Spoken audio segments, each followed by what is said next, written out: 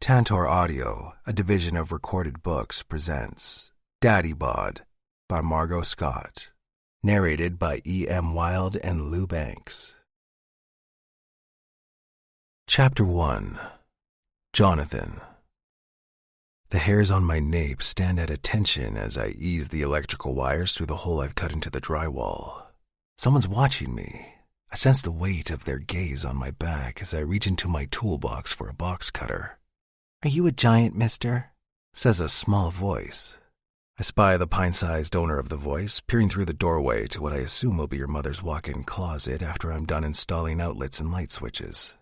The child stares at me with nervous fascination, clutching a bright orange plush pony. Even kneeling on the carpet, I'm almost twice her height.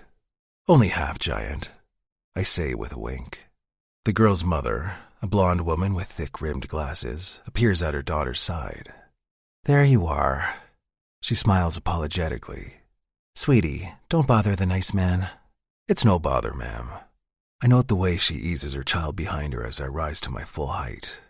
At a whopping 6'8", I'm willing to bet I'm the tallest man she's ever found in her closet. Bigger, too, now that my metabolism slowed down after 45. I don't work out as often as I used to when I was young, but surprisingly, I haven't lost any muscle. I've just cushioned my muscles beneath a layer of too much takeout. Mother and daughter are already out of sight when the woman says, "We'll let you get back to work." If I wasn't already used to people's reactions to my stature, I might be insulted. As it stands, I'll take not-so-subtle distancing over bad jokes and inane questions. I return my attention to the electrical wire, removing the outer sheathing to expose the smaller cables inside. I attach the cables, install the outlet, and screw the whole thing into place. The wall plates won't go on until after the wall's been painted. But that's a job for the next guy. I'm just the electrician. I pack up my tools and head downstairs where the head contractor, Austin, and his guys are hard at work renovating the kitchen. Upstairs closet and bath are all wired. I tell him. Perfect timing. Austin's a big motherfucker in his own right, but I've still got a good 4 inches and 40 pounds on his linebacker frame. And Jonathan, thanks again for taking this one on such short notice. I can't fucking stand working with wild cards. I appreciate the rec. I don't work for the construction firm Austin co-owns with his friend and business partner Jonah. I was hired by the homeowner directly at Austin's behest, because he knows I do quality, efficient work, and I clean up after myself. I'll be back tomorrow to finish up in here. Sounds good, man. I slip out the back door and climb into my truck, grateful to be heading home while it's light out. With the sun setting so damn early this time of year, most days I start and end work in the dark. I pick up a burger and fries for dinner, grateful for the advent of drive-through takeout. It's not that I hate all people.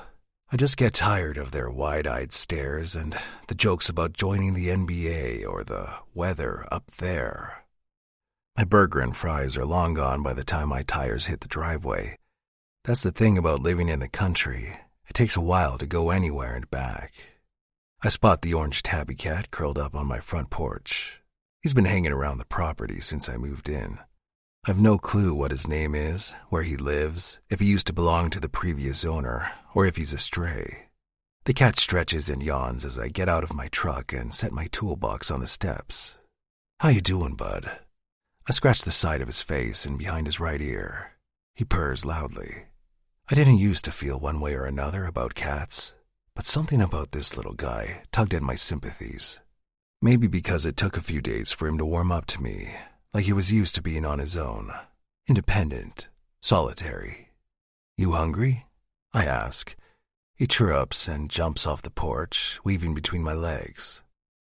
I follow him into the barn where I keep a folded blanket and bowls of dry food and water beneath a heat lamp set to low.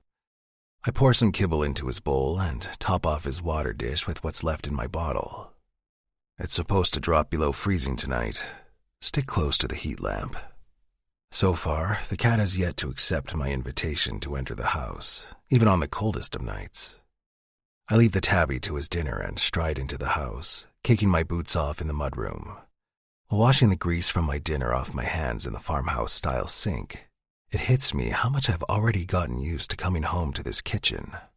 There's a charm to the cabinet's original wrought iron hardware that you don't see in new builds unless you're willing to pay out the ass for country chic. A poor imitation, if you ask me. I'm hoping to woo prospective buyers with authentic country fixtures. I've been careful not to strip the place of all her charm as I work to bring her up to code. It's a real shame this house is too big for one man because I'm starting to fall for her. Maybe if I thought a family was in my future, I might consider sticking around. But none of my efforts toward that end have panned out, and I bought this place knowing I wouldn't be here forever. I figured it'll take a year, maybe two, to fix her up and flesh her out before I list her for twice what I paid for the skeleton. I've got my pants halfway down my legs when I hear the doorbell chime. Jaw clenching, I pull them back up with a sigh. I moved out here so I wouldn't have to deal with random visitors. I wait, hoping the unwelcome guest on my doorstep will take the hint. The doorbell rings again. I zip my fly and refasten my belt as I trudge through the house. I wrench the door open. The words, "Whatever you're selling, I'm not interested," fly out of my mouth before I see who I'm talking to. The girl on my doorstep blinks up at me, confused. "I'm not selling anything," she says. "I'm here about the room."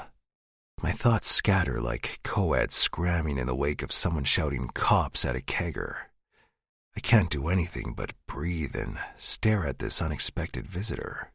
The curiosity in her wide-eyed gaze makes her look younger than she is, and there's no way she's a day over 20. Her full, red lips curve hopefully, drawing my attention to her ruddy cheeks and pink-tipped nose. A word flashes neon bright in my mind. Adorable. She's adorable. All bundled up in a puffy white coat with faux fur trim. She cocks her head, causing her dark brown hair to curl beneath her chin. Her dark eyes size me up in a familiar way that says she's taking in my exceptional height and the way I fill up the doorframe. "I said I'm here about the room?" Finally, her words click into place. She's not gawking at me because she thinks I'm a freak. She's waiting for me to respond. I clear the tightness from my throat. "What room?" The girl holds up her phone. "The one for rent." I squint at the small screen. It takes a second, but I recognize the photos of my home's interior, taken when the house boasted a lot more furniture. I spot the date. The rental was listed over 3 months ago. The previous owner must have posted it. I tell her, "I just bought this place." "Oh." She frowns at her phone, and even though it doesn't make an iota of sense, I feel her sinking disappointment in my own stomach like a penny tossed into a pond. "In that case, you wouldn't happen to be interested in renting a room, would you?" She says it like a half-hearted joke, but the optimism in her gaze is sincere. I have no legitimate reason to want to help this girl. Legitimate being the operative word. She's nobody to me. Yet, part of me wants to do whatever I can to flip her frown on its head. "Never mind," she says quickly. "I'm sorry I bothered you." She turns to go. "I've got a room," I tell her. The girl spins around. "Really?" I take a step back from the doorway. As soon as the girl enters my home, my heart begins to hammer. I motion for her to follow me into the living room, where I've got most of my tools laid out on a tarp on the floor. She's a fixer-upper. I grumble. "I can see that," she says. I force myself to look away as she shrugs her coat off, but my gaze won't be reined in so easily. Her jacket may have added a layer of padding, but the tight shirt and jeans she's wearing make it impossible to mistake her curves for clothing. "Nice built-ins." I mumble. She nods to the bookcases flanking the fireplace, running her fingers along the mantel. They, came with the place. I scrub a hand over my beard at the thought of her touching my arm the way she seems to want to touch the surfaces in my home. Reading is probably my favorite thing to do in the whole world. I love it so much, I decided to major in English Lit. I want to ask her where she goes to school, but my heart is pounding so hard, I can hardly think straight enough to manage a stilted conversation. Can't be too far away if she's willing to commute from all the way out here. "I'm April, by the way," she says. "Jonathan. It's all I can manage." "Nice to meet you, Jonathan." She smiles. I like the way she says my name, like it's a word she's hearing for the first time. "Do you like to read?" My own books are still in storage, but I have a short stack of library books in the den, where I've set up my bedroom for the sake of convenience while I work on the rest of the house. April trails me through the dining room and into the kitchen, where she compliments the original cabinets. Back in the foyer, we head upstairs to the main bedroom, where I've recently finished bringing all the outlets up to code. It's dated, like the rest of the house, but it's in the best shape out of all the bedrooms. Her brown eyes scan the floral wallpaper. "Wow." Like I said, fixer-upper. The latch on the door doesn't catch, but I can fix that. I gesture to another door across the room. There's a private bath through there. April peers into the attached bath and tests the light switch. "How close is your bedroom?" "I'm a total night owl," she adds quickly. "I hate to keep waking you up." "I sleep downstairs. You'd have the whole second floor to yourself." "Cool." She looks out the window. "Do you have high-speed internet?" "Think so. Seems fast enough." "It's just that all of my classes this semester are online. Would you be willing to upgrade if I find it's not fast enough?" "Sure." I shrug. Frankly, the list of things I wouldn't do for this girl keeps getting shorter by the minute. My eyes can't help but follow her as she paces.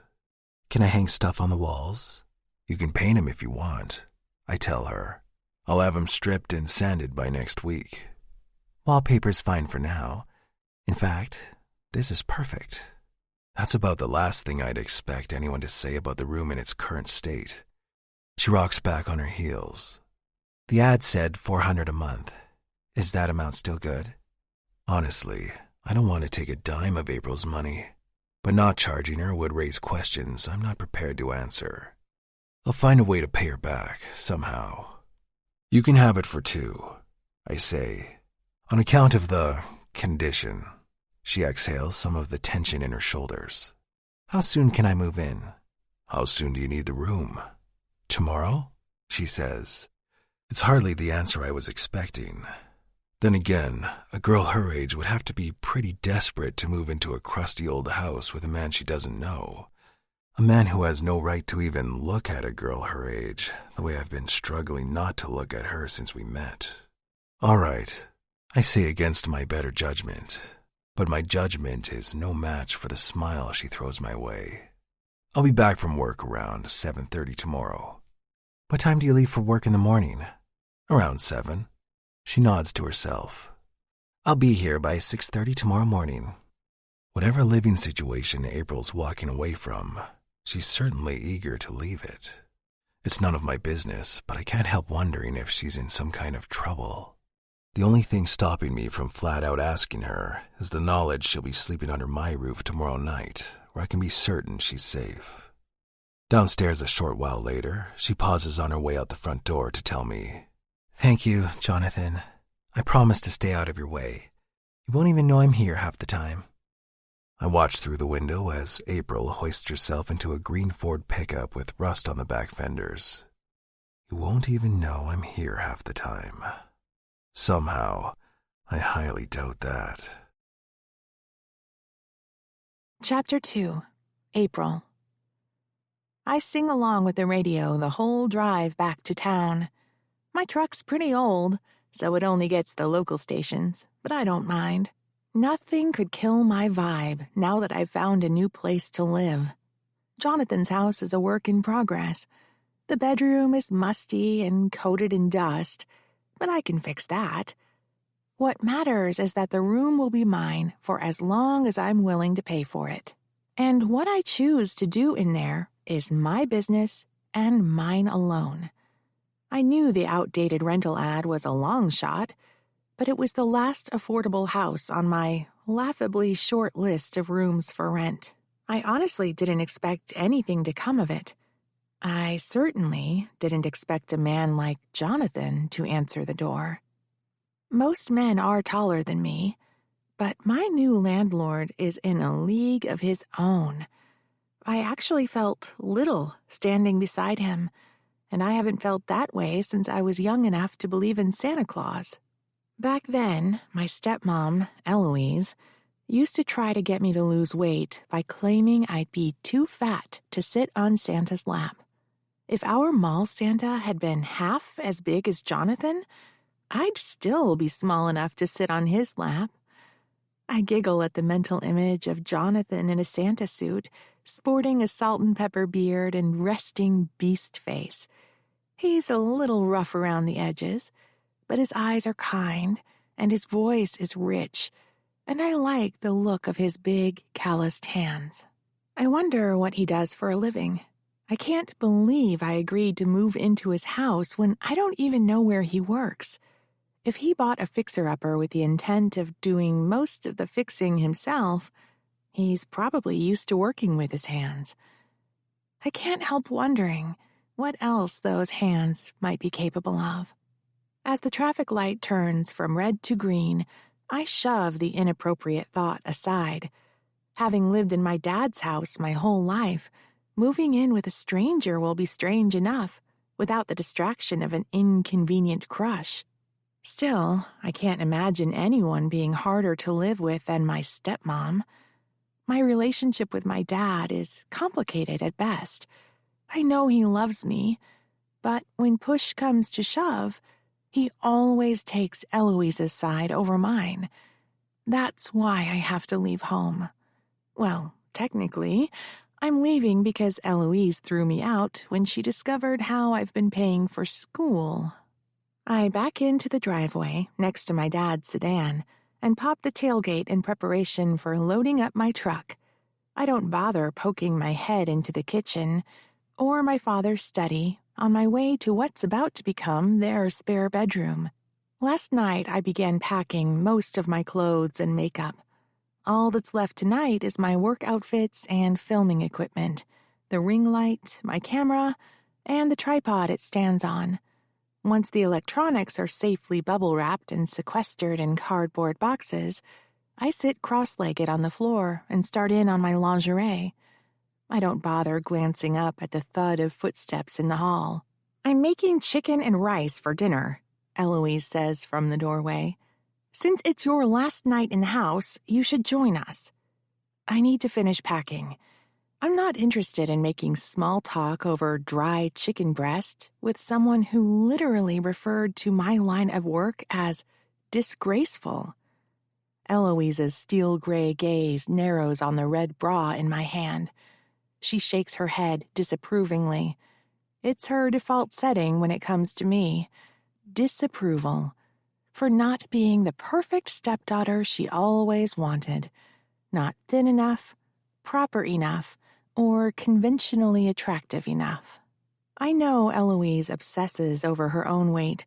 She sees it as a way to gain the upper hand over my mom, who died when I was 5 due to complications following gallbladder surgery for Crohn's. I still have some of her things, mostly clothes and jewelry, and a pair of red Mary Janes that are too small for me, but that I refuse to part with. As far as I know, my dad never had a problem with my mom's weight. She was big, like me. Not tall, but round and pillowy. I look a lot like her, which I'm willing to bet is why Eloise tries so hard to make me lose weight. I'm a walking reminder of my father's first wife, the woman he would still be with if she hadn't passed on. After Dad remarried, Eloise took me on as her personal project. I swear, she tried everything short of sticking her own finger down my throat. I've spent most of my life hating my body, jumping from one fad diet to the next.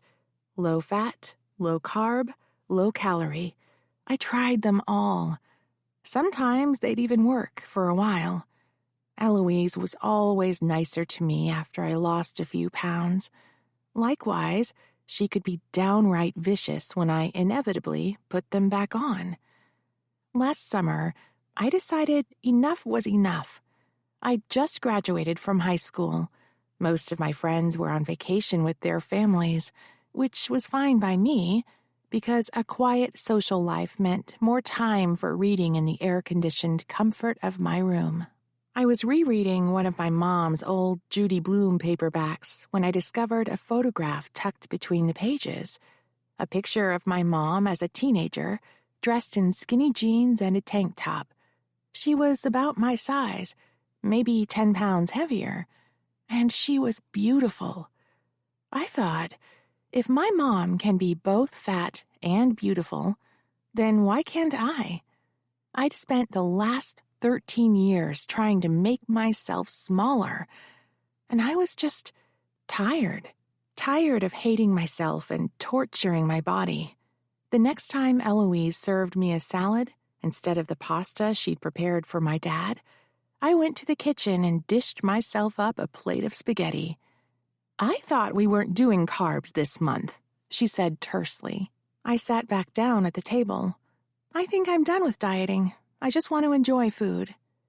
She gaped at me like I'd just admitted to stealing a Prius. "You're giving up on your health, just like that." "I'll eat the salad, too." "Why even bother?" She pursed her lips, accentuating the fine wrinkles around her mouth. For someone so preoccupied with health, you'd think she'd know better than to spend all afternoon baking under the sun until her cheeks resembled dried apricots. "You might as well replace the lettuce with potato chips for all the good it'll do you." "I don't think that's how nutrition works, honey," my dad said with a chuckle. I smiled around a mouthful of pasta, thankful for his effort to lighten the mood. "This isn't funny, Douglas," Eloise snapped. "April, I'm sorry you no longer see yourself as a worthy investment." "What's that supposed to mean?" I asked. "It means your father won't be paying your tuition this semester," she said. "If you won't invest in yourself, then you shouldn't expect others to invest in you either. Not until you're ready to take your future seriously." My dad looked just as confused as I felt, but he didn't speak out against it. "Eloise," I said, "the fall semester starts in 2 months." She shrugged. "I guess you better start saving." "That's not nearly enough time to save up." I'd been working part-time as a barista since my junior year of high school, so I did have some savings, but not nearly enough to afford a semester at Vanderbilt. It was too late to apply for scholarships, and my dad's income alone put me far above the threshold to qualify for federal aid. "How about this?" Eloise clasped her slim, crepe-papery hands. "If you can lose 10 pounds by September, your father will pay for the fall semester. It'll be a good incentive for you." Slack-jawed and disbelieving, I looked to my dad to inject some sense into the situation. "Dad, are you hearing this?" My father chewed his food slowly, shifting uncomfortably in his seat. His track record for standing up to my stepmom wasn't great, but I couldn't imagine he'd let her cut me off without talking to him first. "It's never a bad idea to think about your health, sweetheart," he said. 10 pounds isn't so hard. What is it, a few less cookies a week?" Eloise ate a bite of her salad, but there was no hiding her triumphant smile. I'd pushed back, and she called my bluff. And what's worse, she'd pressured my dad into backing her up. The ultimatum was simple: lose weight or we're cutting you off. My dad wasn't going to fight her on it, because fighting her would mean taking my side against hers. Maybe I could have lost the weight if I'd committed myself to the task. I'd lost and regained the same 10 pounds a dozen times before. But I was done letting Eloise dictate my relationships with food and my own body.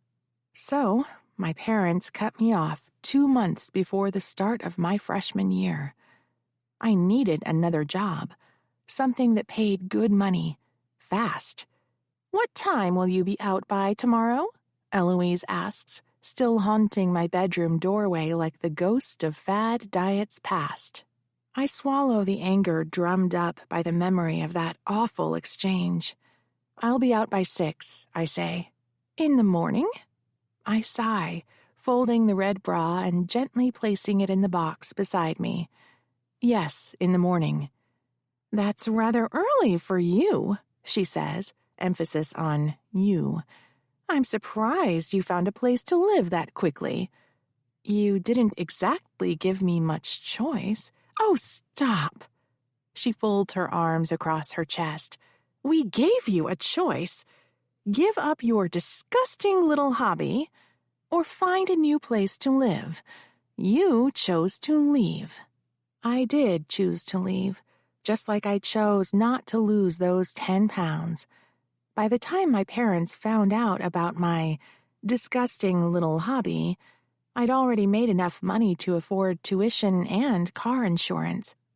I'll have to stretch my income a bit farther to afford food and rent, but what Jonathan's charging is nothing compared to what I'd pay to live on campus. I'm already saving a ton by taking all online classes.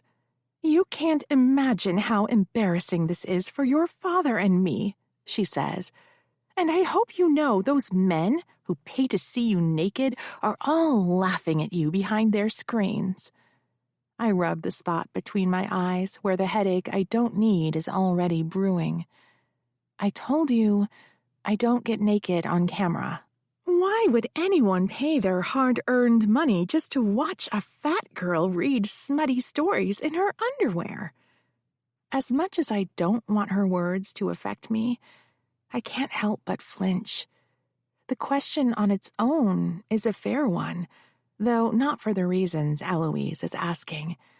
The thing is, if you're not going to get naked on camera, you have to find creative ways to grab people's attention. My branding is clear. I'm an aspiring librarian and a virgin who reads erotica to strangers while wearing lingerie. I don't get naked or masturbate on camera, and if a guy tries to pressure me to show off my nipples, I block him. No warnings, no refunds. I get the occasional troll, but for every one of them, there are 50 other men in my chat who say I'm perfect just the way I am. Men who punctuate their flattery with tips. Unfortunately, one of those men turned out to be a woman, specifically one of Eloise's busybody friends. While trawling her husband's browser history for porn, she came across the campsite where my channel was being promoted. "I'm told I have great taste in smut," I say. "Do you have any further questions about my line of work, or can I finish packing?" She shakes her head. "I didn't raise you like this." "No, you raised me to hate myself." The irony, of course, is that I'm finally comfortable in my own skin, no thanks to her. I doubt I would have started camming if she hadn't cut me off. I suppose I should thank her for that, but she's gone before I can get the words out. I don't realize how tense I've become over the course of our conversation until I have to stand up. Dropping onto the bed, I take a few deep breaths to calm my racing pulse. My hand grapples for my phone on reflex. I open my banking app and pull up my checking and savings accounts. The numbers assuage me. No matter what I'm feeling, there's no arguing with math. Depending on how good Jonathan's internet speed is, I could be back up and running by tomorrow night. Knowing I don't need to rely on my dad or Eloise to support myself brings me comfort. I don't want to cam forever.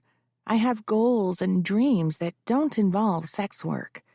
But if I'm going to quit, I want it to be on my own terms, not because my stepmom shamed me out of it. I finish packing the rest of my things in the morning. All that's left to move is my bed. Taking apart the frame isn't a big deal, but getting the mattress out of the house and into my truck is proving to be a lot more arduous. My dad barely glances up when I enter the kitchen. He hasn't been able to look me in the face since he found out I've been camming. I get that it's awkward for him to imagine a bunch of guys getting off to his daughter. That's not the part that hurts. Dad, I say, think you could help me move my bed into the truck? He smooths a hand over his bald spot and sets his coffee mug on the counter. Sure, yeah. Be right there. I wait for him in the hall, where I've managed to drag my memory foam mattress without help. He shows up a moment later and tells me to take the back half. After some careful deliberation, we succeed in carrying the mattress out of the house and loading it into my truck. I forgot how heavy that thing is. He points to the boxes in my truck bed. This all your stuff? Most of it, I say. Doesn't look like much now that it's not spread out all over your bedroom. I find it hard to laugh at his joke in the cold light of day. I'll have to come back for a few things I left in the closet. Please don't let Eloise get rid of anything before I look at it. She wouldn't do that, he says, waving off my concern. Right. I close the tailgate and withdraw my keys from my coat pocket. Dad, do you want me to leave? He tucks his hands in his pockets and sighs. Of course not, sweetheart. Then tell Eloise you want me to stay. April, it's complicated. He sighs. This whole internet thing, it upsets her. It upsets me. I know. That's why I didn't tell you. Look, if you needed money, you should have come to me. We could have worked something out quietly. We shouldn't have to work it out quietly, Dad. Why do you always take her side? I don't always take her side. You're doing it right now. I can tell he's shutting down, getting defensive. There's no point in trying to push him if he won't be moved. I've got to go. Give us a call once you're settled, he says. Sure, Dad. I climb into my truck, knowing full well that I won't be calling either of them for a while. Chapter 3. Jonathan. I stare down the traffic light, willing it to flash green. I shouldn't be this impatient to get back to my new housemate, but however hard I try to forget the distinctly feminine scent she left in my home, I can't steer my thoughts away. I see the shape of her superimposed onto everything, the way bright light burns spots across your field of vision. When I crawled into bed last night, God help me, her tight shirt and rolling curves were still at the forefront of my mind. I managed to keep my hands off my dick, but after a while, instinct took over. I started grinding my dick against the bed, imagining April beneath me, her soft thighs cradling my hips as I drove my cock home, hard and deep, until I made a mess of my sheets. By the time her truck pulled into my driveway at 6:30 sharp, I convinced myself she was a cosmic prank, a fever dream cooked up by my unconscious on account of not having gotten laid in over 2 years. But April wasn't a dream. She was there, at my front door, with a box in her arms and a smile on her face, far too bright-eyed for just past the ass crack of dawn. I carried her mattress upstairs and showed her where the vacuum and other cleaning supplies are stored before I left for work. All day, I've been picturing her alone in my house, dusting and vacuuming her new bedroom, carrying boxes up and down the stairs, working up a gorgeous sheen. The light turns green and I hit the gas. I tell myself my mouth is only watering because I can smell the hot pizza on the seat beside me, but my body's not convinced. The closer I get to April, the faster my heart beats. Seeing her truck parked in my driveway brings me far more satisfaction than it has any right to. I park in front of the barn and pop inside to toss some kibble into the cat's dish. No sign of the furry beast today, but he's been known to go MIA on occasion. The air inside the house feels charged with anticipation. I leave my boots and tools in the mudroom and bring the pizza to the kitchen. Besides the clean glass in the strainer, there's no sign of April's presence. Hey! I cough to clear my throat, not used to having to yell in my own house. "Hey, I brought dinner if you were hungry." Silence. I scrub my beard and sigh. Maybe she's in class or on the phone with a friend or a guy. The thought of some greasy philosophy major reciting his overplayed shtick in her ear sharpens my hackles into spikes. Practically speaking, I've got no claim to April. I'm just her landlord. It's not my place to be jealous of other men in her life, just like it's not my responsibility to feed her. But part of me likes the idea of going out into the world every day and bringing home sustenance. It's a primal feeling, like returning from the hunt. Only instead of a wildebeest, I ventured into the wilds and brought back pepperoni with extra cheese. I'm aware of how pathetic that sounds as I comb my fingers through my graying hair. A luscious young thing like April would never be interested in a roughneck like me. I've been an old dog for so long, I've forgotten how to be a predator. If she's Little Red Riding Hood skipping through the forest in a short skirt, I'm the hulking wolf in her grandmother's nightgown, salivating over her thighs from the next room. What I wouldn't give for a taste of what's between them. I've got to get a fucking grip on myself. Any other night, I'd crack open a cold one and eat the whole pizza without her. But I want to at least try and set the precedent that I'm not just the old guy she lives with. This audiobook is free with no ads or interruptions. Take this moment to rest your mind with some soft music.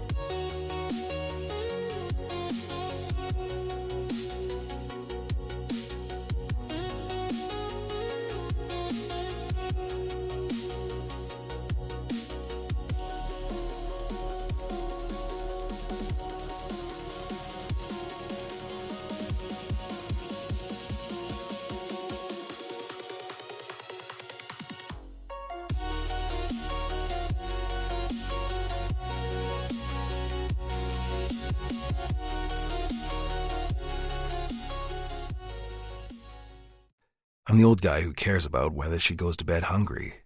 What's mine is hers, even if she isn't.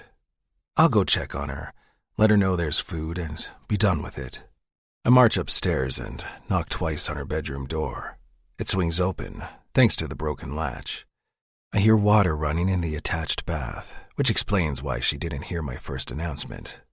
I spot the orange tabby I've been feeding, sprawled out on the bed like he owns the place. "Make yourself at home, why don't you?" I mumble. He yawns at me. A splash of purple above April's bed grabs my attention. She's hung a tapestry on the wall and brought in a chair and a small bedside table with drawers. The wood floors look cleaner than they've ever been, and while the purple curtains she put up are a few inches too long, they take attention away from the dated floral wallpaper. My gaze snags on the tripod and light setup next to April's bed. What the hell? I moved into the room to get a closer look at the expensive-looking Nikon camera. From this angle, it's clear that the purple tapestry has been hung as a backdrop for whatever's happening on the bed. I follow the cord that runs from the camera to the laptop on the table. The website header on the screen reads, "Dreamcams Live," followed by the greeting, "Welcome, Untouched Librarian." Why does April have an account on a cam site? The shower cuts off with a metallic screech. My pulse kicks into fifth gear. I can't let April find me in her bedroom. I backtrack to the door and quietly pull it shut behind me. The top step creaks as I lower my weight onto it. I curse under my breath. April's door winds open. "Jonathan?" she says. I freeze, heart hammering. "Did you want to speak to me?" I pivot just enough to place her in my peripheral vision. She's wrapped herself in a towel. I try not to think about what she may or may not be wearing underneath. There's pizza downstairs."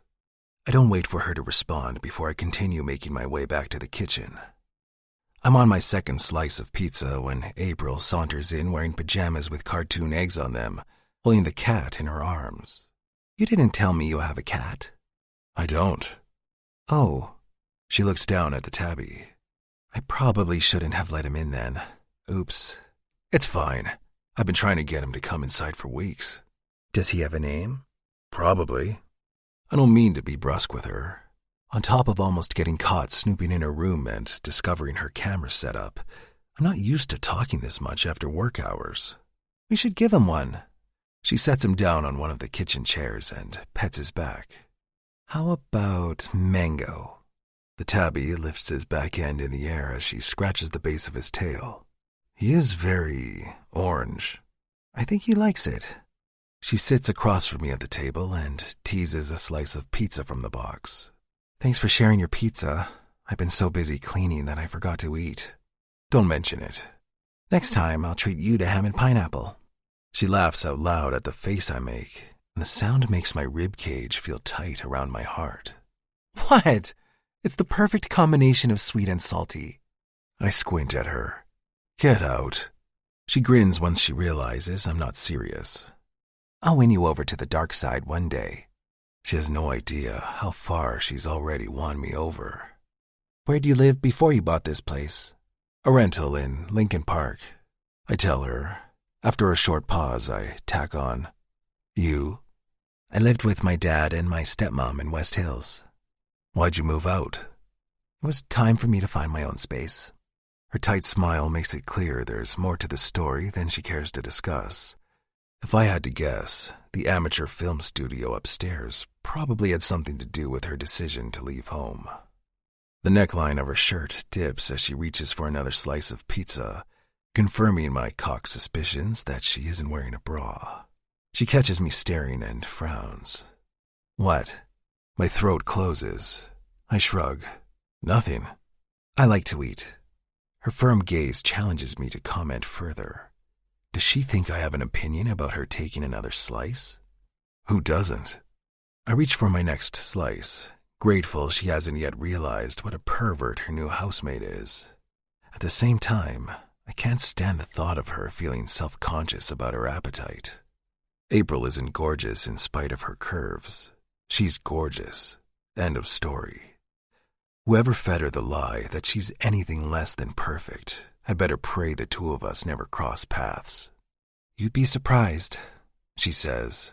By the way, when you have a sec, I'd like to get the latch on my door fixed. I'll fix it tonight. I finish eating and push up from the table to go get my toolbox. Jonathan? April looks up at me from beneath thick, dark lashes. Thanks again for letting me move in. I nod and force my feet to carry me away from her sweet smile.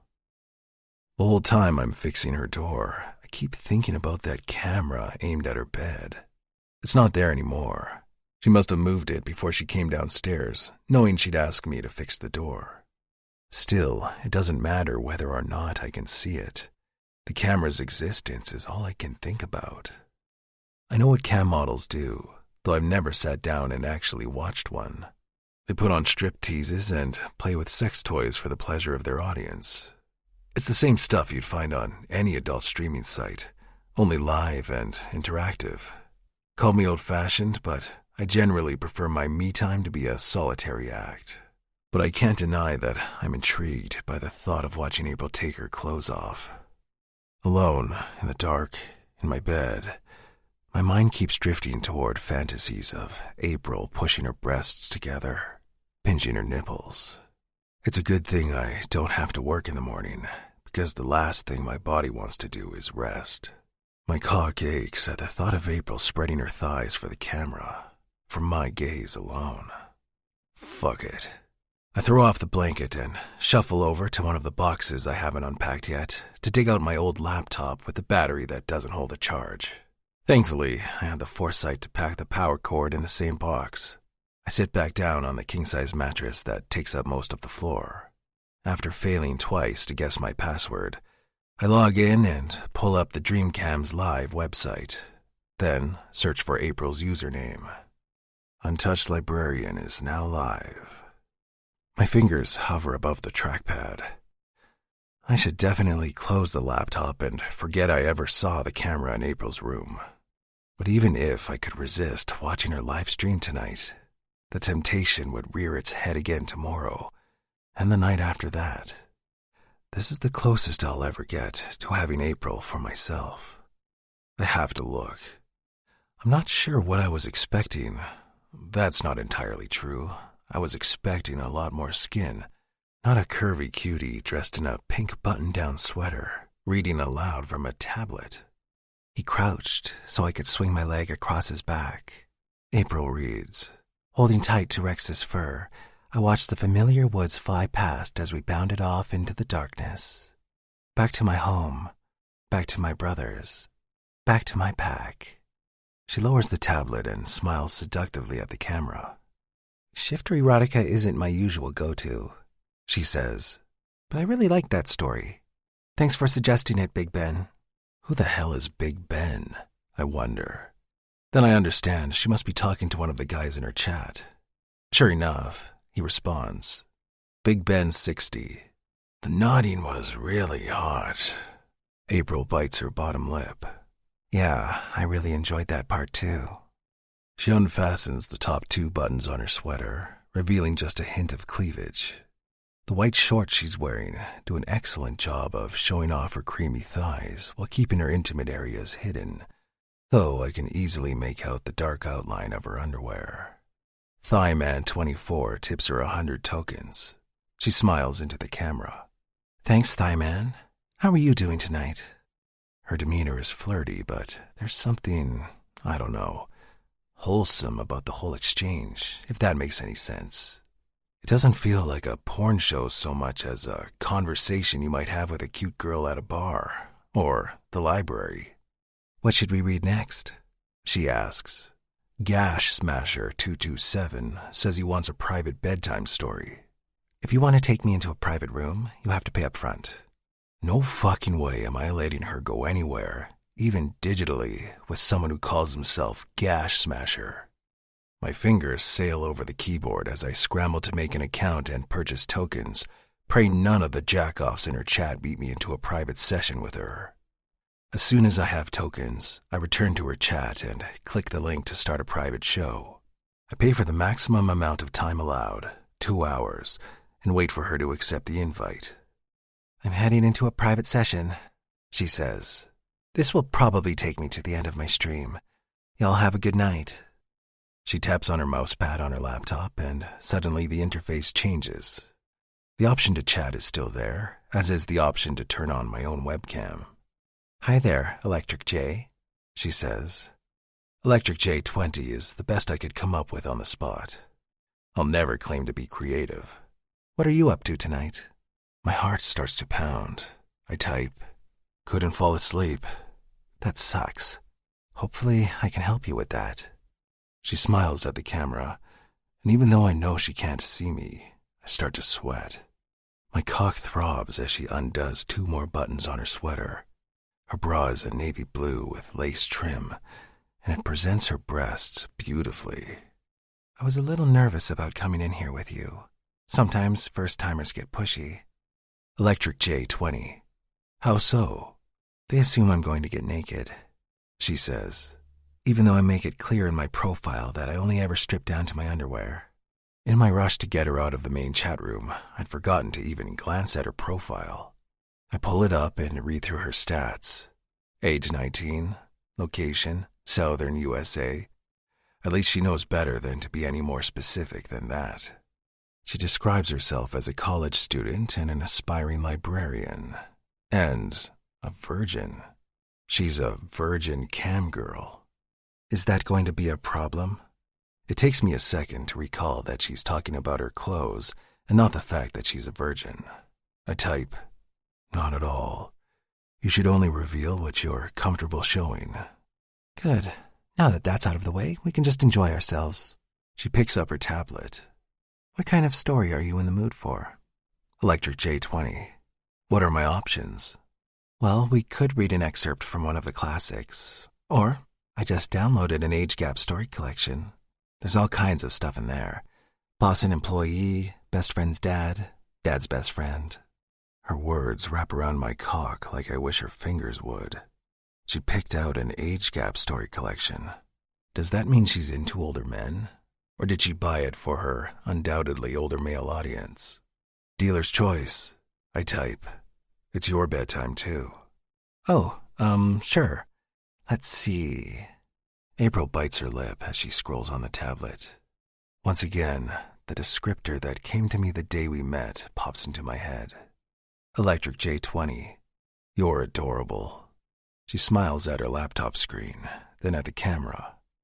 You're sweet, Electric J. She unfastens the last 3 buttons on her sweater and shrugs the garment off. Fuck me.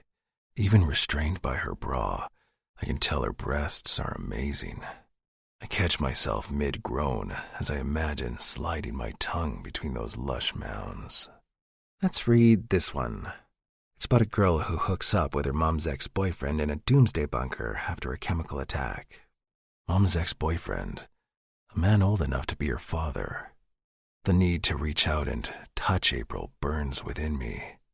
Since I can't touch April, I settle for touching myself, rubbing my aching cock through my boxers. Electric J20. Sounds exciting. It's one of my favorites. She hesitates. It's kind of a daddy-dom, baby girl story. I hope that's okay. My pulse stutters. Her favorite story is about a girl who fucks an older man she calls daddy, who calls her baby girl. My cock strains against my underwear. Is this what April fantasizes about when the cameras are off and she's alone in her bed? A boyfriend/father figure who wants to care for her in all the ways a real father can't? I type, does the thought of being someone's baby girl turn you on? Her cheeks take on a pink glow that makes me want to kiss them through the screen. It does. She laughs nervously. I don't usually tell people that. Electric J20. I'm glad you told me. I'm not sure why I did. Are you... Never mind. Electric J20. What is it? April shakes her head. Nothing. I was just curious if you were hard. But we haven't even started reading. My cock throbs like it knows it's being called on. Electric J20. I've been hard from the first moment I saw you. A smile plays at her full lips. Good. She makes herself comfortable and starts to read from her tablet. My bedmate, Casey, whimpers in the dark. She reads. The double cot we share trembles with her movements. Not enough to wake me, but enough that once I am awake, I know exactly what she's doing. Chapter 4. April.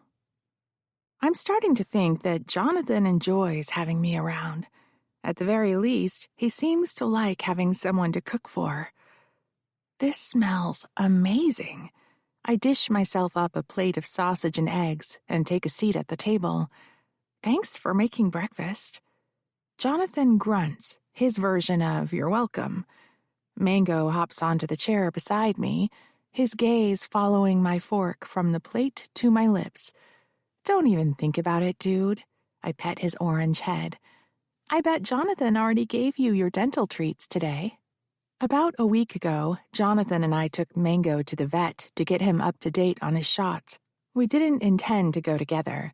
When I mentioned I was planning to bring Mango in myself, Jonathan said he'd do it, since Mango's technically his cat. But I wanted to be there in case Mango got scared.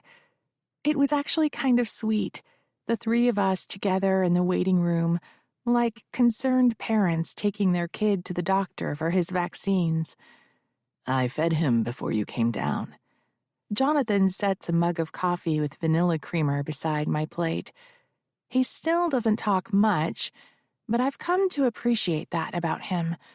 I'm constantly talking while I stream, so it feels good to rest my vocal cords. I can imagine us orbiting around each other like this for years, like an old married couple, alone together in this big, silent house. I sip my perfectly sweetened coffee and pray the caffeine kicks in soon. I have a mountain of homework to get through today, on top of getting ready for tonight's date with Electric J20, shaving my legs, plucking my eyebrows, the usual. After our first private chat, Jay paid in advance to have me all to himself for the next 3 nights. During those sessions, I continued reading from the same age gap story collection. I still can't believe I told a brand new viewer how much I enjoyed daddy erotica. He must enjoy it too, though, because he insisted on buying up all of my sessions for the rest of the month. Normally, I wouldn't let a client dictate when I go live and with whom, but I take genuine pleasure in camming for Jay. What's more, after talking with him every night for almost 3 weeks, he's begun to open up to me. In between the dirty stories, we have real conversations. I've learned that he lives alone, has never been married, and hasn't dated or slept with anyone in years. He thought he wanted kids, but it wasn't in the cards for him, which I thought was kind of sad. I found out his birthday is April 16th. He's turning 48 this year, making him 2 years older than my dad. That last bit of information would probably turn some girls off, but I must be wired differently because it does the opposite. The thought of an older, experienced man like Jay teaching me how to please him makes me want to do things for him I swore I'd never do on camera, like show off my breasts or touch myself. "I put air in your tires," Jonathan says. I shake myself out of the fantasy I've slipped into. I've been doing that a lot these days. "What tires?" His brow crimps above the rim of his coffee mug. "Your truck. The back tires looked low, so I put air in them." "Oh, thanks." I smile appreciatively. If I had $1 for every time I've thanked Jonathan since I moved into his house, I wouldn't need to cam for a living.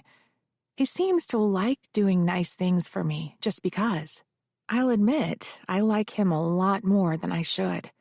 I watch him hammer nails and lift heavy things and imagine how it would feel to be held by him, cradled against his chest and belly, where nothing and no one could ever hurt me. But as much as I like Jonathan, acting on my attraction toward him feels too much like cheating on Jay. Not that Jay and I are together. Practically speaking, he's no different from any other viewer. Yet, emotionally, he's somehow become more to me than just lines of text. I can't explain it, but I feel like I know him. When he says he thinks about me all the time, I believe him. Jonathan sets his mug in the sink. "I'm gonna prime the living room today.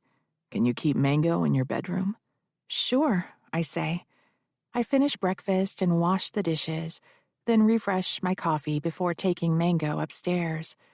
He curls into a ball to nap beside me while I start my reading for Modern American Lit. A few hours and one hastily written essay later, my phone rings with an incoming call from my dad. I hadn't heard from him since I moved out, though Eloise has been leaving messages almost daily. I'm excited to finally talk to him. I answer, "Hey, Dad, I'm glad you called."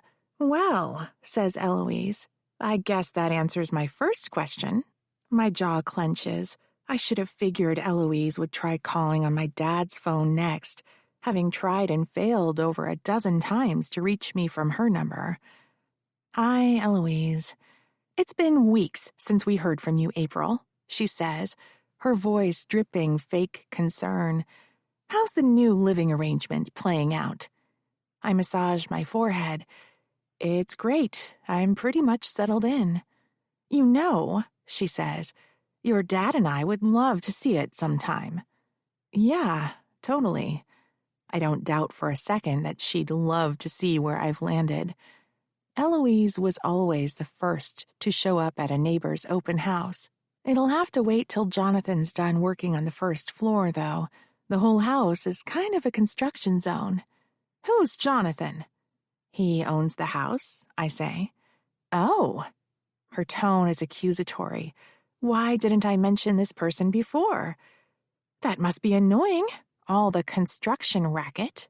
"It's fine, actually. He works during the week, so he pretty much only renovates on weekends." "What does he do?" He's an electrician, I say. Have you found a job yet? My jaw tightens. She knows I wouldn't have left home if I wasn't still camming. She's just angling for confirmation. I refuse to give her the satisfaction. Do you need help paying rent? She asks when I don't respond. It fills me with a sense of triumph to be able to tell her I'm actually making more money than I was before. The desire to wave my success in her face overtakes me. Before she can say anything else, I add, You and Dad should come for dinner next Sunday. I thought you said the house wasn't ready. The first floor should be good to go by then. At least, I hope it will be. I'll offer to paint and vacuum and whatever else is necessary to get the house ready for visitors. I'll cook a big, delicious dinner and serve red wine, even if I can't drink it myself. I'm determined to show Eloise that I can land on my feet, no matter how hard she tries to throw me. But first, I have to tell Jonathan we're expecting guests. Chapter 5, April. I log into the private webcam app and message Jay to let him know I'm ready for our date. Shortly after, an incoming call pops up above all my other apps. I accept. Since Jay hasn't activated his webcam, it's my bed that fills the screen. Some guys will go cam to cam with models during private chats, but Jay says he prefers to focus on me. Electric J20. Good evening, baby girl. Hi, Jay. I sit up a little straighter so he can get a good look at the silky blue crop top and pajama shorts he bought for me. He's not the first viewer to send gifts to my P.O. box, but these feel special because they're from him, and they make me feel pretty. How was your day? Electric J20. Decent. Did some work around the house. Electric J20. My day's much better now that I get to see you. His words wrap around me like a fuzzy blanket. I wish I knew what he looked like so I could picture him with some semblance of accuracy, but I don't want to pressure him into turning on his webcam if he's not comfortable. He's been so good about respecting my boundaries. I'm the one having a hard time remembering why I shouldn't play with my nipples while we talk. Electric J20. You look beautiful, BTW. How are you? I think I may have gone insane, I tell him. I did something kind of crazy. Electric J20. What did you do? I invited my parents to have dinner at my new place next weekend. Jay knows all about Eloise kicking me out of my dad's house. I wouldn't normally bring up such a downer subject with a viewer, but Jay seems genuinely interested in my unfiltered life. When I told him all the hurtful things Eloise had said to me, he went quiet. As time ticked by, I thought maybe he'd gotten bored with the conversation, which hurt because I'd just shared something really personal and traumatic. He returned soon after and apologized for going MIA. He said he needed to step away because my story had made him furious, and he didn't want me to bear the brunt of his rage. For the first time in a long time, I feel like I have someone in my corner, even if he's thousands of miles away. Electric J20. Are you sure you want to sit down to dinner with your stepmom? Electric J20. I don't like the way she talks to you. If I want to spend time with my dad, I have to see her too, I sigh. It helps to know that Jay feels protective of me. I bet I'd feel better about sitting down to dinner with Eloise if he could be there with me. You know, I got so excited when I thought my dad was calling this morning, but it was just Eloise using his phone. Electric J20. He still hasn't called. I shake my head. Nope. A moment passes. Electric J20. His loss. Electric J20. Any father would be lucky to have you in his life. Electric J20. I know I would. I have no idea whether my dad feels lucky to have me. I think he wishes I was more laid back, like him, less prone to pushing back when slighted. The thing is, Eloise doesn't just push. She picks and pokes and prods until you snap, and then she points and cries, "How dare you bite me?" But I'm done talking about my parents. Eloise doesn't deserve to eat into my time with Jay. I finger the hem on my crop top, inching it higher on my belly. "You want to be my dad, Jay?" I ask in a soft, girlish voice. "You want to brush my hair and cut the crusts off my sandwiches and read me to sleep?" Electric J 20. "I want to do all that, baby girl." Electric J 20. And so much more. My lower body tightens. I already feel like wriggling, and we haven't even started reading yet. I pick up my e-reader. "I bought a new short story collection today." Electric J 20. "What's the theme of this one?" "More age gap daddy stuff. It's by the same author of the other collection." I tap to pull up the table of contents. "We could read this student-professor one. He propositions her to be his little girl for a better grade." Electric J 20. "Sure, if it interests you." I squint. He's been letting me pick pretty much all the stories we've read so far. "Does it interest you?" I ask. Electric J 20. "Anything that makes your pussy wet interests me." My inner muscles throb so hard I have to shut my eyes. Electric J 20. "That, whatever has you making that face, I want more of it." I have to chuckle. You're making me make this face with your dirty talk, saying you like my pussy wet. Are you hard right now? Electric J 20. "Always when I'm looking at you." I catch my lip between my teeth. I love being the reason Jay's cock is hard. I love the thought of making him come. He says his orgasms haven't been this explosive since he was my age. I get so horny imagining him coming all over his chest and stomach. I can't picture the real him, but he once described himself as a big guy with a beard and a belly. I know I shouldn't, but sometimes I picture Jonathan in Jay's place while we talk. It makes for awkward breakfasts the next morning, but it feels so good in the moment. "Are you touching yourself?" I ask. Electric J 20. "Not yet. Still enjoying the view." Electric J 20. "Do you want me to stroke my cock?" "Yes, please." I start to read. The sexy story, plus the mental image of Jay as Jonathan with his hand around his fat cock, has my skin feeling hypersensitive to the point that gliding my own fingers down my thigh elicits a gasp. My legs spread apart like they instinctively know what's about to happen. I read. Maxwell's cock is a constant presence against my hip. I buck and tremble, pulling at my binds. My hands long to touch him, but I savor the feeling of being at his mercy. He's my daddy, and I'm his little girl. He can do whatever he wants to me. The ache between my legs pulls at my focus until I can no longer concentrate on the story. I need my inner thigh, painfully close to the source of my torment and my pleasure. Electric J 20. "Poor baby. I bet your pussy's crying for daddy." Electric J 20. "If I was there, I'd take such good care of you." I've fantasized about the things Jay and I would do together every night since the first cam session, the games we would play. "What would you do?"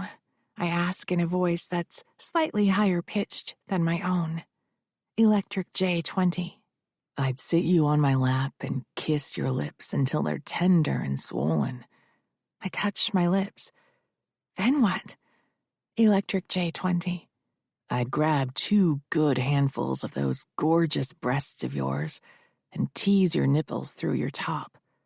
I grope my breasts reflexively, my nipples already stiff against my palms.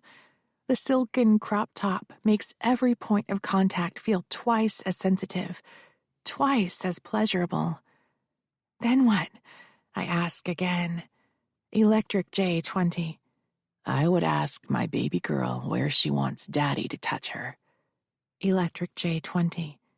And I'd make you beg me to touch you there. Oh, Jay. I press my thighs together. I wish you were here. I wish you were. Electric J20. Go ahead, baby. Say it. Electric J20. You know you want to, and I want to hear it. I do want to say it, not only because it turns me on, but because it feels right to say it to him. I wish you were my daddy. Electric J20. Good girl. Heat and longing sweep through me like fire. I don't know how long I've been waiting to hear or see those words directed at me. But now that I have, it's like something inside me can finally lie down and rest. I've been good. I am good. Say it again, Daddy. Please. Electric J20. Your daddy's good girl, baby. My whole body flushes. I desperately need some form of contact against my clit, even if it isn't direct pressure. I wedge my hand between my legs, pressing the side of my palm to my mound. It's not enough to sate me, but it's enough to make me whimper. Electric J20. Are your panties wet? Yes, I whisper. Electric J20. Let Daddy see. I hesitate. I promised myself I wouldn't get naked on camera because I didn't want those images being used against me later. I want to believe Jay wouldn't do that, but this is still the internet. Jay seems to understand my reluctance. Electric J20. You don't have to take them off. Just show Daddy the wet spot. I reorient myself on the bed and spread my legs, sliding the crotch portion of my shorts aside to show him my dampened panties. Electric J20. Every inch of you is fucking beautiful, baby girl. Electric J20. Touch yourself for Daddy. Electric J20. I don't care how you do it, if you need to keep your face or your pussy out of focus. Electric J20. I want to see you come. And I want to come, but more importantly, I want Daddy to see me come. I grab a pillow from my neck and then shift onto my stomach, making sure I can still see my laptop and the chat box. My face, upper body, and the curve of my hips are all visible on the screen, but everything below that is out of the frame. Wedging my arm between my body and the bed, I push aside my shorts and my underwear.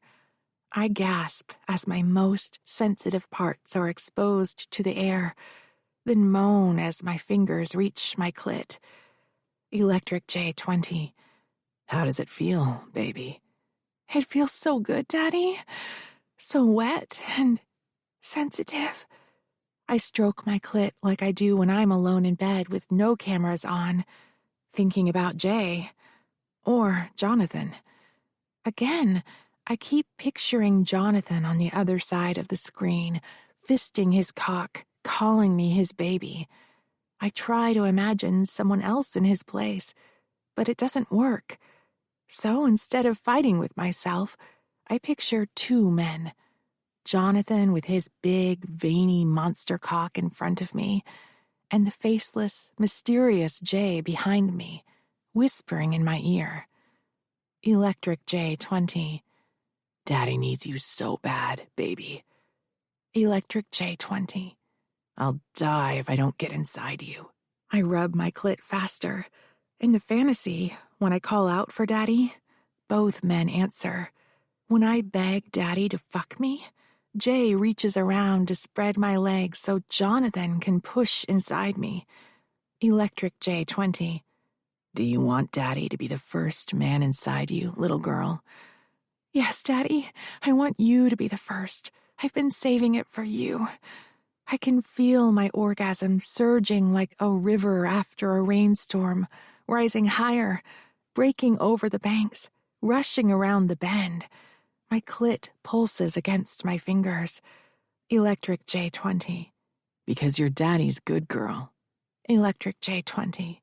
And daddy loves you. Pleasure washes over and through me.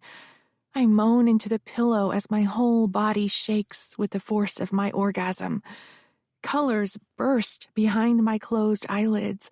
With each additional swipe of my fingers, I feel a deep internal throb, dragging out my climax, spreading the pleasure all through me.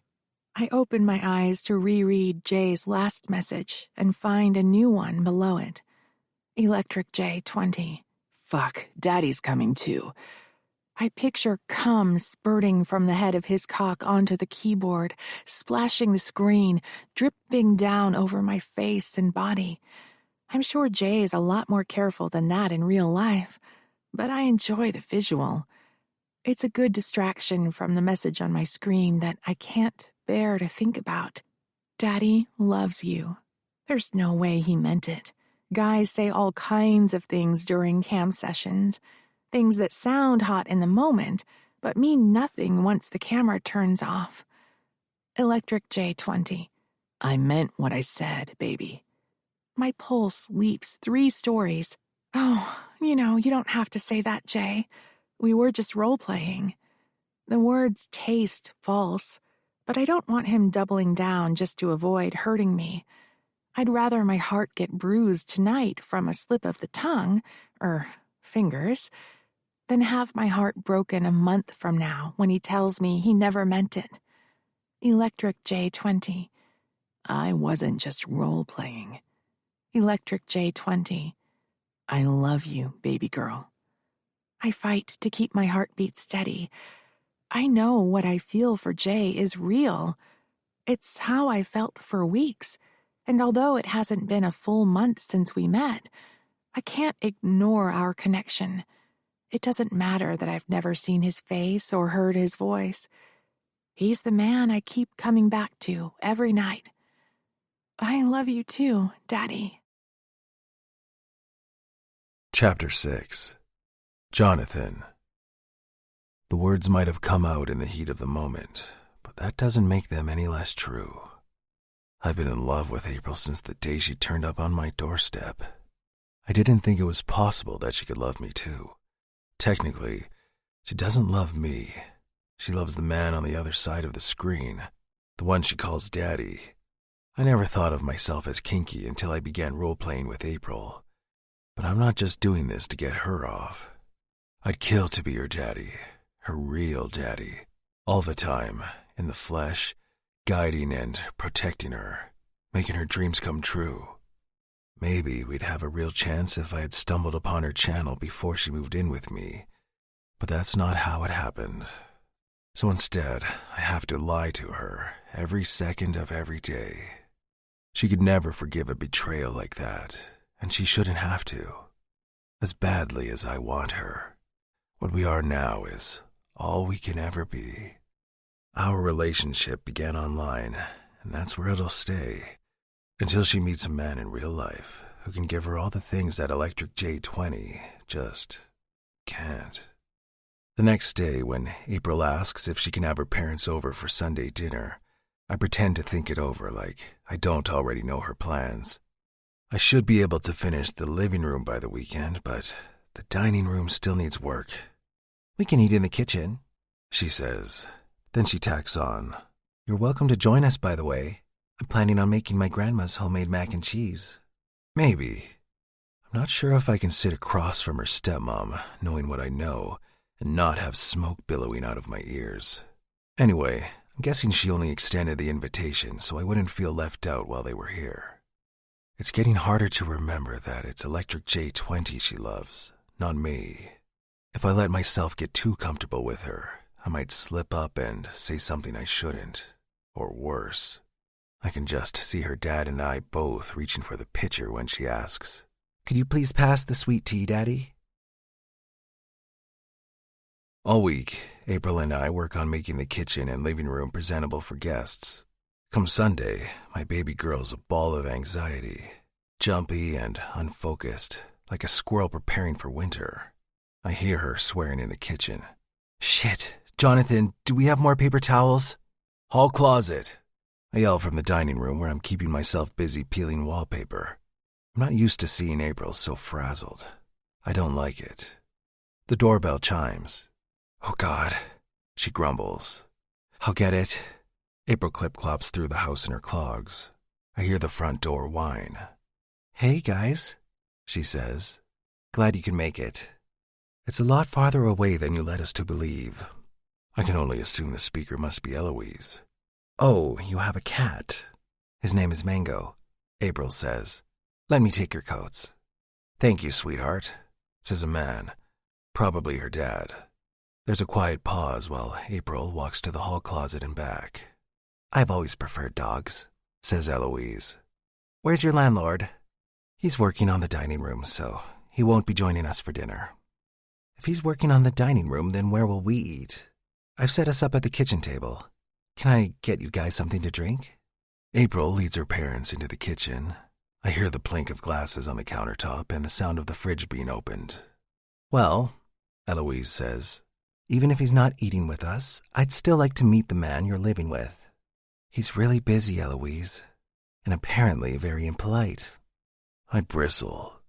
I could give two shits about whether Eloise thinks I'm rude, but I don't appreciate the way she places the burden of my hypothetical rudeness on April, like it's her fault I'm not immediately rushing out to greet her guests. "I'll see if he can take a quick break." A moment later, April pokes her head into the dining room. "Hey, I know you're busy, but my parents want to meet you." I pull off my work gloves and shadow her into the kitchen, where Eloise is currently studying the decor like she's giving it a report card. Her parents do a double take as I approach them. "Dad, Eloise, this is Jonathan." April clasps her hands. "Jonathan, these are my parents, Douglas and Eloise." "Good to meet you, Jonathan," her dad says. "Let me guess. Power forward." I suppress a sigh. Not since high school. I force a tight smile as I shake hands with April's parents. Douglas first, then Eloise. "Your house has so much character," says Eloise. "I presume everything is up to code." My God, she's exactly how April described her. "Mac and cheese should be ready," April interjects. "Jonathan, are you sure you don't want to join us?" I scan her face for a sign that she'd prefer me to sit this one out and come up empty. Frankly, now that I've met her parents, I can't imagine leaving April alone with these people. "I could eat," I say. April sets a fourth place at the table and begins dishing up the mac and cheese. "Oh, that piece is way too big for me, dear," Eloise says. "Could you have made a more high-fat meal?" "I could cook up some bacon and sprinkle it on top," April says with a smile. "Pass that plate to Dad. I'll get you a new one." "This looks great, sweetheart," Douglas says, taking Eloise's discarded macaroni. "School still going well?" "Yep, we just got our first quarter grades last." "Jonathan," Eloise interrupts. "I imagine it must be strange for you, living with a teenager." I'm not sure what to say to that, other than, we get on fine. "Do you have children?" "Honey," Douglas chuckles. "There's no need to interrogate the man." On the contrary, if my teenage daughter was shacking up with a guy in his 40s, I'd have a few questions. But then, I wouldn't have waited this long to start asking them. "I'm just making conversation." Eloise eyes me expectantly. "Well?" April mouths the word sorry over her glass of tea. "No kids," I say. I hang back and let the family chat about their business, more than happy to fill my mouth with food in place of conversation. Now and then, I catch April glancing in my direction, sometimes checking in and other times in search of commiseration. Her dad's voice is markedly absent from much of the discussion, unless prompted by his wife or daughter. I don't notice that Eloise has asked me a question until the room goes quiet. "Sorry," I say. "I didn't catch that." "How much are you charging April for rent?" "A few hundred a month." "That's all?" Eloise cocks her head. "How long is the lease period for?" 6 months, April says. And I fully expect rent to go up when the house is finished. Her stepmom gazes at the ceiling like a caricature of someone pondering something important. Let's see, a few hundred a month times 6 months, plus first and last month's rent. What are you doing? April asks. I'm just trying to understand how you can afford rent, dear. April's confused expression goes cold. My jaw clenches. I can only think of a handful of reasons why Eloise would choose this moment to bring up her stepdaughter's very personal line of work, and none of them are charitable. I look to April's sorry excuse for a sperm donor to cut in and shut this discussion down, but he seems content to eat his macaroni and stare at his plate. Can we not talk about this now? April mumbles. I don't see why not, says Eloise. Since you're no longer working your other job. Why do you keep saying that? You haven't been at your desk in weeks. I assume that means you found a new position. The pleading look April shoots her father is the saddest thing I've ever seen. It's true, she hasn't streamed publicly since she started camming privately with me, but the only way Eloise would know that is if she's been checking her stepdaughter's Dreamcam's live channel. Every day, multiple times a day, for weeks. Is it here, with him? She scowls at me. Your new position? I level my gaze at Eloise. If you're suggesting that I would extort April in exchange for a room in my house, you can go straight to hell. Eloise has the nerve to look affronted. How dare you speak to me that way? April tosses her fork down with a clang. Are you fucking kidding me, Eloise? You think I'm prostituting myself for room and board? Well, we know you're willing to support yourself doing pornography. She catches April's nervous glance in my direction. What? Your landlord deserves to know what sort of person he's renting to. I slap the table with both hands and rise to my full height. 3 pairs of eyes instantly turn toward me. There are times when being a giant comes in handy, like this moment right here. If April's father won't stand up for her, then it's Daddy's turn to step in the ring. Because no one talks to my little girl that way. I know exactly what kind of person April is. I growl. She's polite and responsible and whip smart. She's kind, and she busted her ass to prepare for this dinner because she wanted to impress you. What a fucking waste of her precious time, not to mention her hospitality. April sucks air through her nose. I can tell she's trying hard not to cry. I'm so sorry, Jonathan, she says. I shake my head. You've got nothing to be sorry for, baby girl. Her dark eyes go wide. Eloise balks. What did you just? None of your goddamn business, I say. Just like April's channel is none of your business.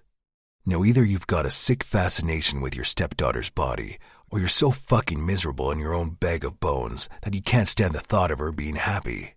Personally, I don't care which one it is, but you're gonna stop commenting on her appearance, assuming she's even willing to speak to you after this. For once, Eloise appears to have nothing to say. How fucking refreshing.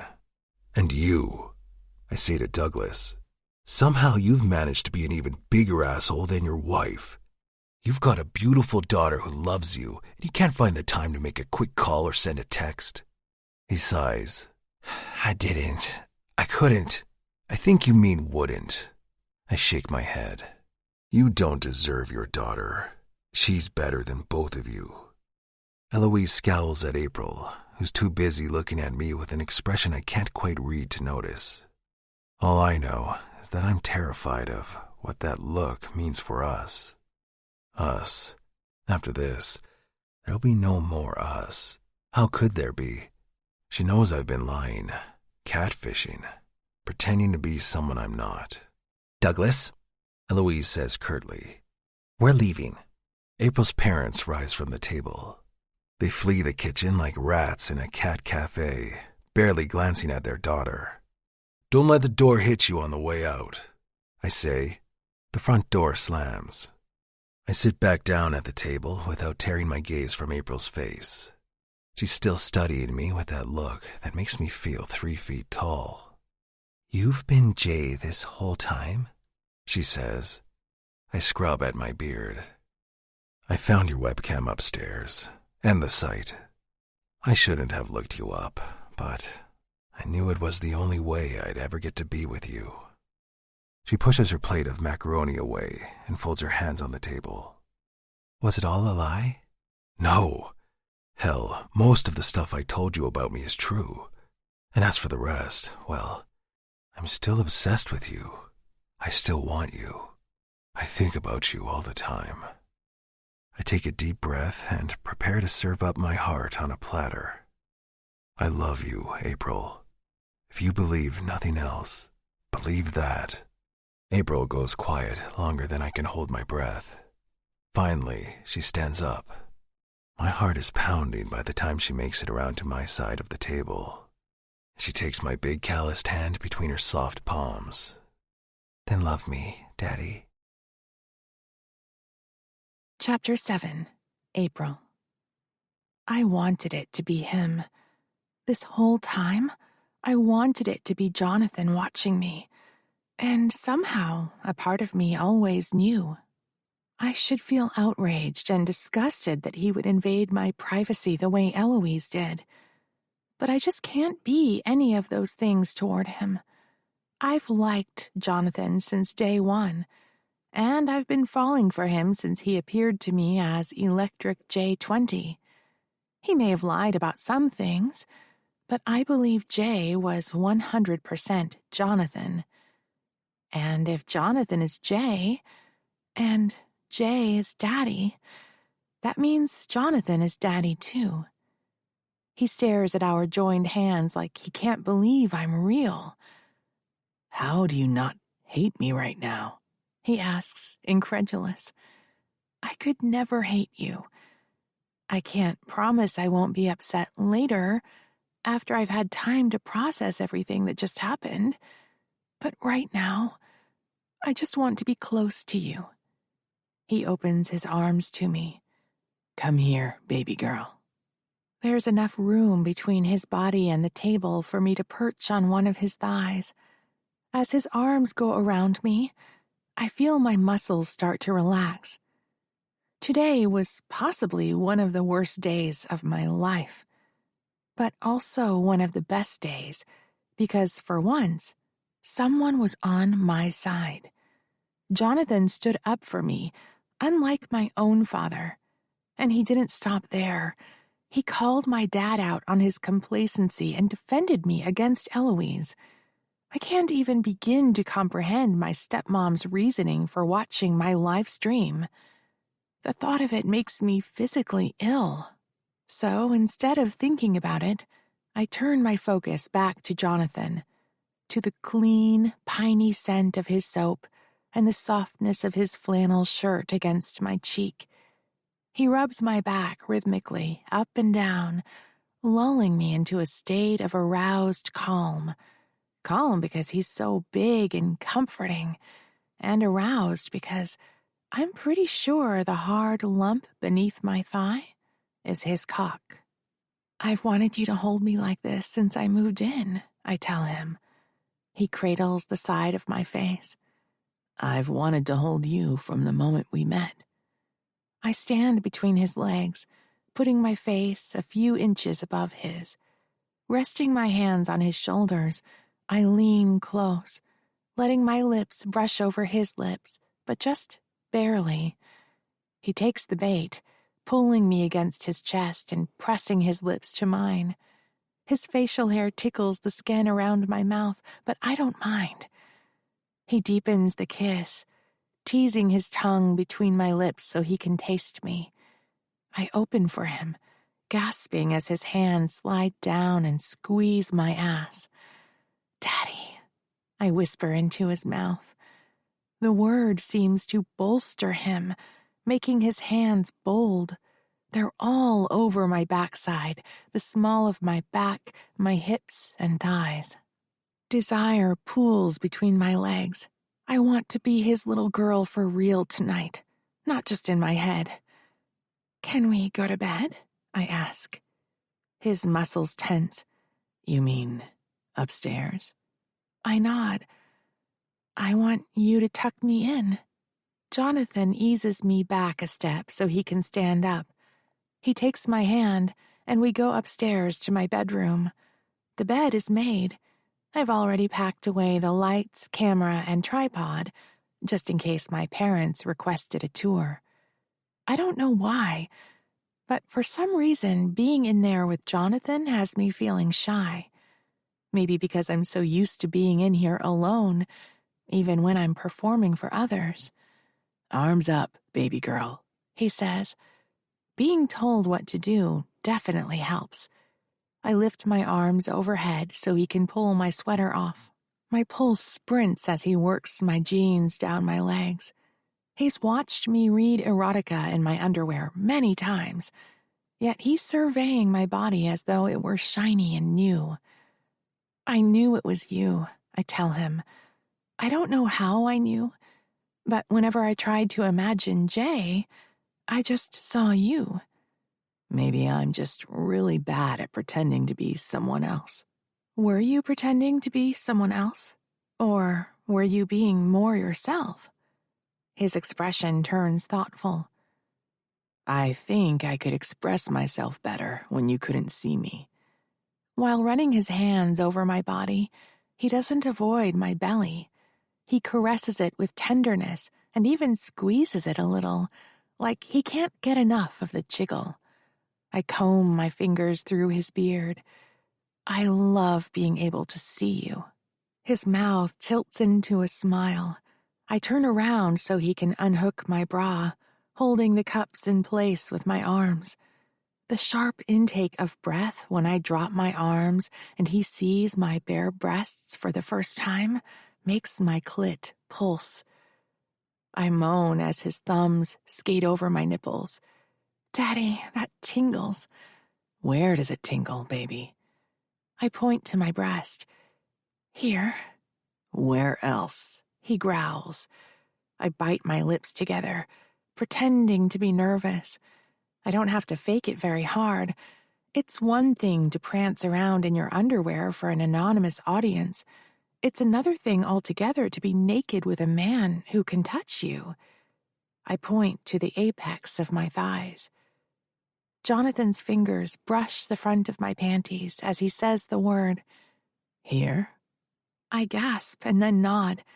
He kisses the shell of my ear and says, "I'll show you mine if you show me yours."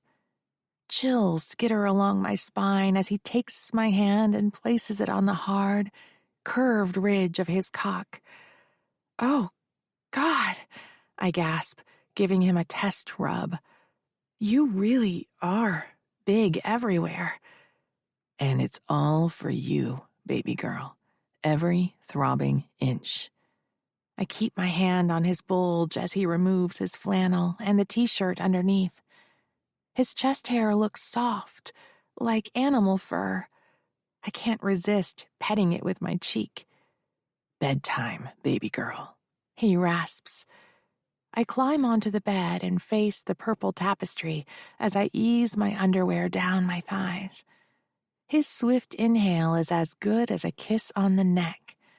With or without the camera, I love knowing Jonathan's watching and appreciating my body. I lose the panties altogether and then roll onto my back, where I don't just spread my legs for him. I use my hands to spread myself open. "Look, Daddy. See how wet I am?"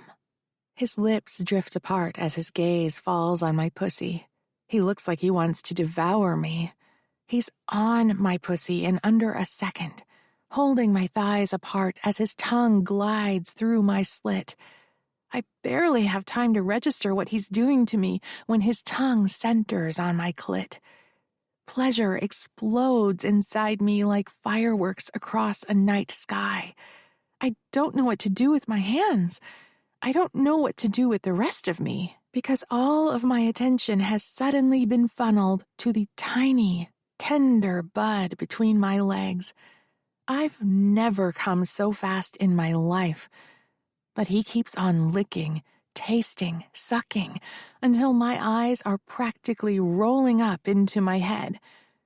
Finally, He comes up for air. I no longer have bones or muscles. I'm just a pool of pleasure on the bed, wet and willing to be used however he pleases. I've never tasted a more luscious pussy, he growls. I bet you feel just as sweet on the inside. All I can do is watch as he reaches for his belt buckle, unfastens his pants. He stands before me completely naked, and my mouth literally waters at the sight of his dick, long and thick and veiny and just plain big. I can't wait to get my hands on it. I reconstitute myself enough to sit on the edge of the bed. Can I please touch it? I ask, fluttering my eyelashes. There's a glimmer of agony in his gaze, but he swallows it down, replacing it with love. You can touch it all you want, baby girl. I wrap my hand around the shaft, noting how warm his skin feels.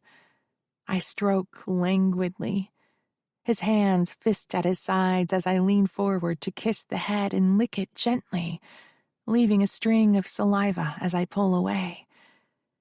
Is that how you're supposed to do it, Daddy? Jonathan's gaze hardens as he stares down at me. I think I might be too good at this game. He's losing his damn mind.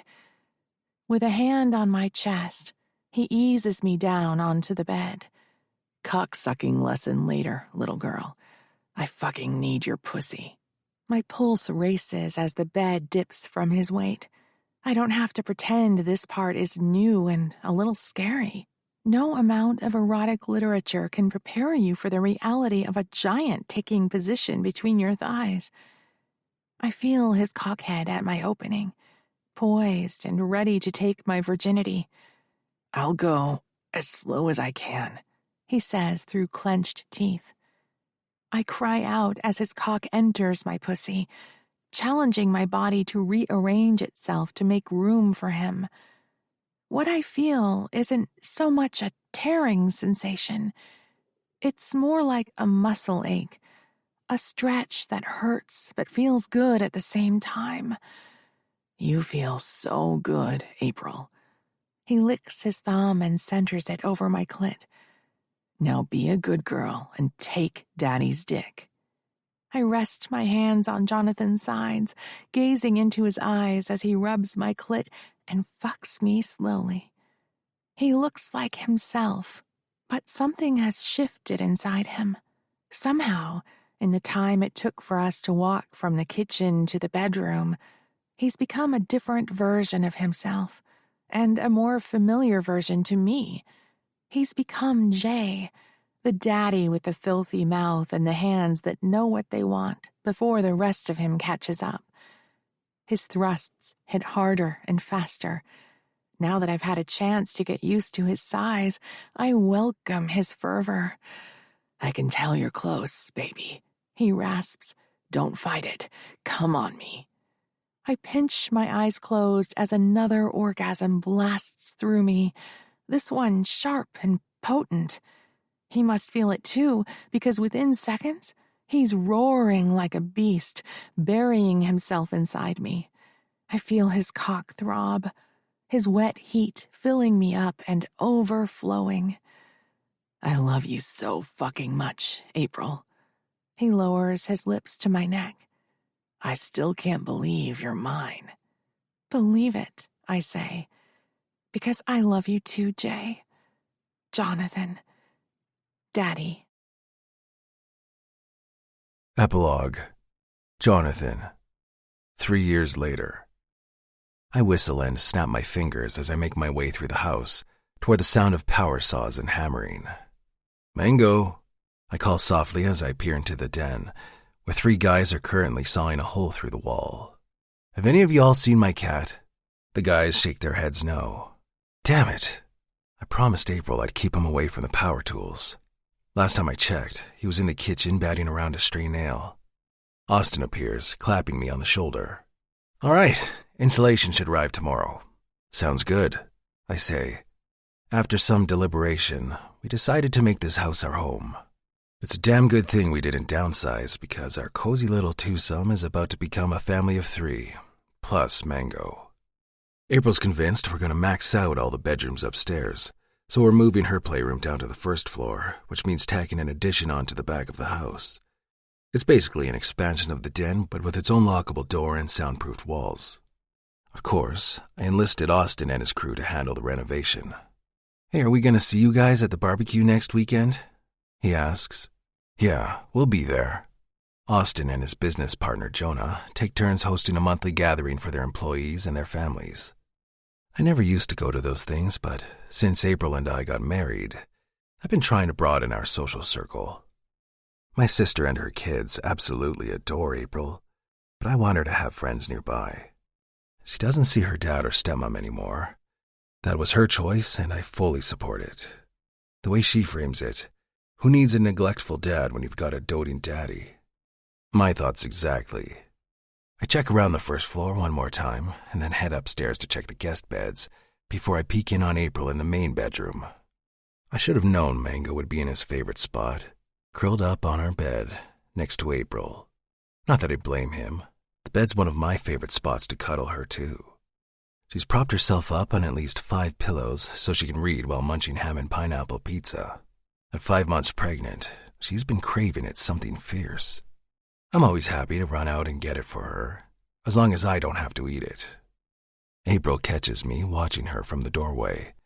It's such a common occurrence that all she does is shake her head and smile. I would have thought she'd get sick of me watching her all the time, the same way she decided she was done with camming after we officially became a couple. Fortunately for me, she still loves it. So much that we plan to install a private network that connects our bedroom computer to a computer in the new playroom. That way, if we want to take a trip down memory lane, she can be in the playroom putting on a show for Daddy while I watch from the bedroom. "Hey, Daddy," she says, lips curving. "See something you like?" I swear, my wife is sexier and more desirable right here, with pizza in one hand and a book in the other, than she ever was in lingerie. "You know I do, baby girl, and it's definitely not the pizza." She giggles. I take a seat at the end of the bed, guiding her foot into my lap. She hums with pleasure as I massage her arch. "That feels amazing," she says. April's been on her feet a lot this week, now that she's got a part-time gig as a librarian's assistant. She'll be starting grad school in the fall, working toward her master's in library science. But the hours she puts in at the public library will look great on her resume when the time comes to apply for a full-time librarian position. "Did you get a nap with all the noise?" She shakes her head. "It's okay, though. I'll sleep better tonight." I know that April is equal parts nervous and excited about the pregnancy, given that she was so young when her mom passed, and the only maternal figure in her life beyond that point was a fucking asshole. I do what I can every day to assure her that she's gonna be a great mom. As for me, I couldn't be more ready to become a dad. God knows I've had loads of practice with my nieces and nephews. "You sure you don't want Daddy to tire you out now?" I glide my fingers up the inside of her thigh, beneath the hem of her skirt.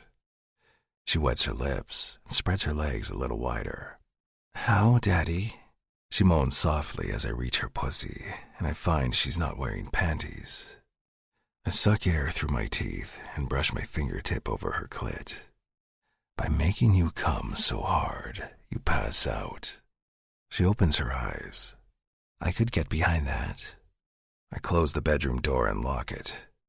By the time I return, she's already on all fours with her skirt above her hips. Kneeling behind her, I unzip my pants and pull my cock out, gliding it through her slickness. I push forward, slipping the head inside. April gasps. "It's too big, Daddy." It's not too big. The baby inside her can attest to that. Even though the game we're playing depends on her pretending she's afraid of my dick, she can't resist pushing back to accept another inch. "Too late now, baby girl." I grip her hips firmly. Daddy needs this pussy. I drive deeper. She presses her face into one of the pillows to smother a moan that could rival any power tool. "Shh, little girl." I smooth my hand over her glorious ass. If you can't be quiet, Daddy's gonna have to put something in your mouth to make you quiet. She eyes me over her shoulder. Is that a promise? This concludes Daddy Bod by Margot Scott. Narrated by E.M. Wild and Lou Banks. Copyright 2022 by Margot Scott. This unabridged audiobook is published by arrangement with Margot Scott, care of SBR Media, and was produced in the year 2024 by Tantor Media Incorporated, a division of Recorded Books, which holds the copyright thereto. Please visit tantor.com for more information on our growing library of unabridged audiobooks.